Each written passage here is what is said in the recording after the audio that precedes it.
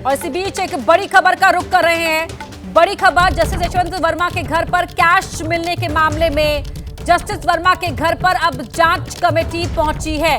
Cash कांड की जांच करने के लिए जो जांच कमेटी बनाई गई है वो टीम यहां पहुंची है। जस्टिस यशवंत वर्मा के घर पर कथित रूप से कैश मिलने के मामले में अब इन्वेस्टिगेट करने के लिए कमेटी पहुंच चुकी है। टीम मेंबर्स वहां पर पहुंच गए हैं जो अब इस बात की जांच करेंगे कि जो कैश मिला था वो मिला था, नहीं मिला था, कितना मिला था, कहां से आया था, इसको लेकर अब जांच करने के लिए टीम बनाई गई है। हर सवाल का जवाब पाने के लिए ये टीम अब इन्वेस्टिगेट करेगी और इसीलिए टीम मेंबर्स पहुंच गए हैं जस्टिस वर्मा के घर पर।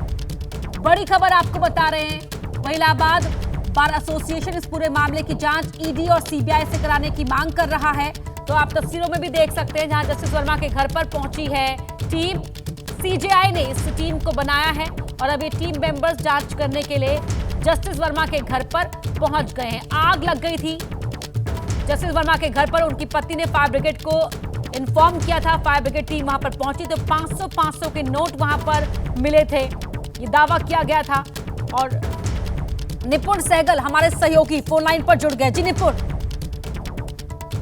बिल्कुल, जांच कमेटी जो बनाई थी चीफ जस्टिस ऑफ इंडिया ने, उसने अपनी जांच शुरू कर दी है और बिल्कुल शुरुआती कदम के तौर पर जस्टिस यशवंत वर्मा का जो घर है दिल्ली में 30 तुगलक क्रिसेंट, उसका दौरा किया है। तीनों जज जो जांच कमेटी के सदस्य हैं, पंजाब हरियाणा हाईकोर्ट के चीफ जस्टिस शील नागू, हिमाचल प्रदेश हाईकोर्ट के चीफ जस्टिस जीएस संधावालिया और कर्नाटक हाईकोर्ट की जज अनु शिवरामन, तीनों लोग वहां पर पहुंचे हैं और उन्होंने पूरी जगह का जायजा लिया है। जिस कमरे में आग लगी थी, जहां पर से नोट मिलने की, जले हुए नोट मिलने की बात कही गई, उसका जायजा लिया गया है और करीब 45 से 50 मिनट तक वो टीम वहां पर मौजूद रही। अब वो टीम जा चुकी है। ऐसा बताया जा रहा है कि अब जस्टिस वर्मा से भी बात करेगी और वो टीम, और दिल्ली पुलिस कमिश्नर, दिल्ली के जो फायर डिपार्टमेंट के जो प्रमुख हैं, उन सब लोगों से बात करेगी और कमेटी ने अपना काम तेज कर दिया है। बहुत जल्दी उसकी रिपोर्ट आ सकती है। तो इस बीच क्या फैमिली मेंबर से भी बात की गई है निपुण? देखिए, जब कमेटी अंदर गई तो उसमें किस किस से बात की, क्या क्या किया, उसका ब्यौरा तो अभी नहीं मिल पाया है। लेकिन 45-50 मिनट का वक्त बहुत ज्यादा होता है, तो निश्चित रूप से वहां पर जो भी लोग मौजूद रहे होंगे उनसे जरूर बात हुई होगी, क्योंकि कमरे को सिर्फ देखने में इतना समय नहीं लग सकता है। तीनों जज अलग अलग गाड़ियों पे पहुंचे थे वहां पर और पर्याप्त सुरक्षा थी वहां पर, तो 45 से 50 मिनट का वक्त था। निश्चित रूप से वहां पर अगर परिवार के सदस्य हैं और जो सुरक्षा कर्मी हैं, जो वहां निजी स्टाफ है जज का, उन सब लोगों से जरूर शुरुआती बात की है कमेटी ने। और कमेटी अभी रूपरेखा बना रही है अपने आगे की जांच की, जिसमें जो भी लोग कंसर्न होंगे उनको अलग से भी कमेटी उनसे जरूर मुलाकात करेगी और तथ्यों को नोट करेगी। निपुण, हालांकि बहुत जल्दबाजी होगा, लेकिन अब इस तरह से जैसे आपने बताया कि 50 मिनट का समय बिताया था अंदर, अब इन्वेस्टिगेशन की अगली प्रक्रिया क्या हो सकती है? अगला कदम क्या रहेगा कमेटी का? देखिए, निश्चित रूप से इसमें जो है दिल्ली पुलिस कमिश्नर, दिल्ली के फायर डिपार्टमेंट के चीफ और इन दोनों विभागों के जो भी कर्मचारी उस रात वहां पर गए थे, उन लोगों से बातचीत होगी। खुद जो जज हैं, जो विवादों में घिरे हैं, जस्टिस यशवंत वर्मा, उनसे कमेटी मिलेगी और शायद एक से ज्यादा बार मुलाकात हो सकती है। इसके अलावा कॉल का रिकॉर्ड उनका जुटाया गया है यशवंत वर्मा का, उसकी समीक्षा होगी। उनका जो निजी स्टाफ है जो उनके यहाँ काम करता है, उसका भी 6 महीने का कॉल डाटा रिकॉर्ड की किससे किससे बात होती है, क्या बात होती है, वो जुटाया गया है। जस्टिस वर्मा से कहा गया कि अपने फोन को सुरक्षित रखें, किसके साथ आपकी क्या चैट हुई है उसको डिलीट ना करें। ये सारी बातों को कमेटी निश्चित रूप से देखेगी और अगर कमेटी को ये लगेगा इन सारी बात, इसमें कुछ समय लग सकता है निश्चित रूप से, क्योंकि टेक्निकल एनालिसिस की भी जरूरत पड़ेगी। फोन का जो रिकॉर्ड है उसकी समीक्षा इतनी आसानी से नहीं हो सकती है कि वो 5 मिनट में उसको समझ लिया जाए कि इसमें क्या बातें गौर करने लायक है। अगर कमेटी को, जैसा मेरे सूत्र बता रहे हैं, कमेटी को ऐसा लगता है कि ये दोषी हैं, इसमें कुछ और इनमें गलती है और ये जज बने रहने के योग्य नहीं है, तो वो सिफारिश वो अपनी report chief justice of India को भेज सकते हैं। और अगर कमेटी को ये लगता है कि इस मामले में आपराधिक एंगल से ज्यादा जांच की जरूरत है, तो उसकी भी सिफारिश चीफ जस्टिस को की जा सकती है।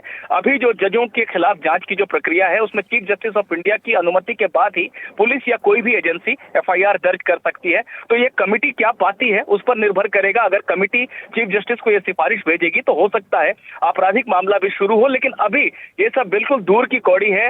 अभी तो कमेटी ने काम करना शुरू किया है और कमेटी निश्चित रूप से बहुत गहराई से इसको देखने जा रही है। और इसी बीच निपुण इलाहाबाद बार एसोसिएशन की ओर से तो ईडी और सीबीआई की ओर से जांच कराने की बात कही गई है, मांग की जा रही है। बिल्कुल, देखिए वो सिर्फ इलाहाबाद हाई कोर्ट से ही नहीं मांग हो रही है, हमारे एसोसिएशन से नहीं मांग हो रही है, बल्कि सुप्रीम कोर्ट में बाकायदा एक याचिका भी दाखिल हुई है कि जजों की कमेटी बनाने की जरूरत नहीं है, सीधे पुलिस को, इनकम टैक्स को, सीबीआई को, ईडी को, सबको इन्वॉल्व किया जाए और उनको जांच के लिए कहा जाए, क्योंकि आपराधिक मामले की जांच के लिए यही एजेंसियां सक्षम है। लेकिन जैसा मैंने बताया दर्शकों को कि ये इतनी आसान प्रक्रिया नहीं है। 1991 का एक फैसला है जहां पर कि जजों को एक संरक्षण सुप्रीम कोर्ट ने दिया था, हाई कोर्ट या सुप्रीम कोर्ट के जजों को, कि उनके खिलाफ एफआईआर दर्ज करने से पहले चीफ जस्टिस ऑफ इंडिया की अनुमति जरूरी होगी, और अगर ये अनुमति दी जानी है तो चीफ जस्टिस ऑफ इंडिया भी संतुष्ट होना चाहते होंगे। और इस कमेटी की रिपोर्ट इस मायने में भी बहुत महत्वपूर्ण हो जाती है कि न सिर्फ संसद को ये आगे जाएगी अगर दोषी पाए जाते हैं कि जज को हटाने की प्रक्रिया वहां शुरू हो सके, बल्कि ये रिपोर्ट जो है चीफ जस्टिस को आएगी, और अगर चीफ जस्टिस को उचित लगेगा तो वो किसी भी संबंधित एजेंसी को या गृह मंत्रालय को कह सकते हैं, केंद्रीय गृह मंत्रालय को, कि आप उपयुक्त जांच के लिए एजेंसी को एफआईआर के लिए कह दें। इस बीच विपक्ष की ओर से अगर हम बात करें निपुण, तो ये बात भी कही जा रही है कि दरअसल इस पूरे मामले को इसीलिए इतना उठाया जा रहा है ताकि दबाव बनाया जा सके कॉलेजियम को लेकर सुप्रीम कोर्ट पर। देखिए, ये कहना, अगर ये मामला सामने आया है और नोट मिले हैं और नोटों का वीडियो, ये सब सारी बातें जो है ये यूं ही तो नहीं हुई हैं, और बाकायदा 3-4 दिन तक ये मामला सामने आने के बाद इस पर चर्चा नहीं हुई, यानी जज आपस में इसको देख रहे थे।